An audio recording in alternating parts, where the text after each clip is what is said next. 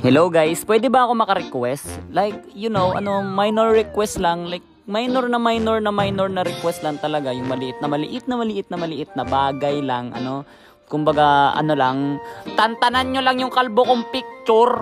Pwede ba yun? Kada post na nakikita ko yung comment section, puro kalbong ako, may ay na ako, may hawak na baril na ako, matabang ako, lahat kalbo. Siguro kasalanan ko rin yun kasi 'di ba pinakita ko sa inyo meron akong picture ng kalbo, pero hindi ko naman kasi akalain na pagtitripan niyo yun araw-araw sa buong buhay na nabubuhay pa ako. Eto ang mga to nagplanong gumawa ng army tapos yung profile kalbo. Guys, eto atin lang ha. Kung gusto niyo gumawa ng army tapos yung profile kalbo, gamitin niyo na lang yung kalbong picture ni Mizaki. Ayan pre, screenshot niyo na lang. Magkamukha kami para kami pinagbiyak na itlog no? O ayan na, binigyan ko na kayo ng bagong pagtitripan.